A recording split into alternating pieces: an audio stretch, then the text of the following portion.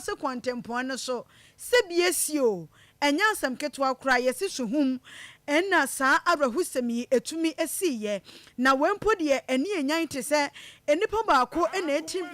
nananom ewonsie do ena afei enipa maako aduasanson wo mo so aprepra epra no emu ade ne pa enya asem kuma saa brede ye hwese aduafo betumi aye wo mo adwuma na afei saafo a wo mo prepra ye no wo mo apɛ ayaresa ede ama wo mo na ehyemienu man diesel truck ni bi ena afei yonton pasi nya bas no eno mo ka hinani a ekonam saa akonhya ne de ba ya wakra ba ko ati nananom ewonsie do na afoforo be yese aduasanson so wo mo apra enya asem ketwa na sa enipa aduasanson a wo mo apra ye no yese fododo na eye mema na tese mo be yese aduonu ba ko de omo ye mema ena dunso a akanso eye ema eno wo matimi apra ye ewo saa akonhya etumi esiye ewo suhum kwantempo ne so nti se de na ye ka no se no ayempa abona eno obi abetumi ade agina mo na ade nso besi de wonu mo ye den a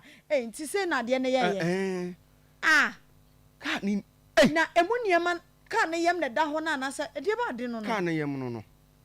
ti ebu ni nyina bubu se ya we kura nyame ne di wo mo ho afofi se nipa ba ko pe ne firi mu che na de ne gwa wonum nipa moja ne gwa se sa na Akoma FM 87.9 se moja ni bi on se bi onoma na ne sa ho beti ne mo ma so beti ne na ho beti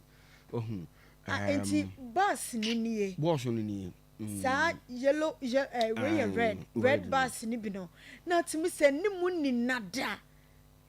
nipa mobo afi hey meje for me akukuduru for no mra me hwe ye de ye wa akukuduru mesramo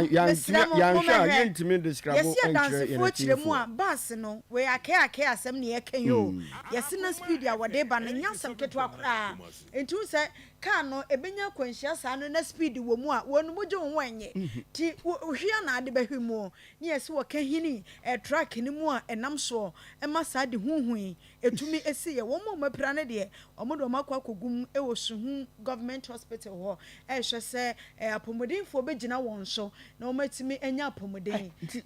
boss ka no na ayesi no asem pa mahunasem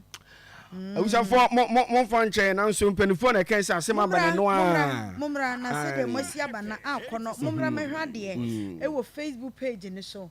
ai nia esie wo Suhum eno no enti no eti na me ka no mpanifo na kan sa asem abane no a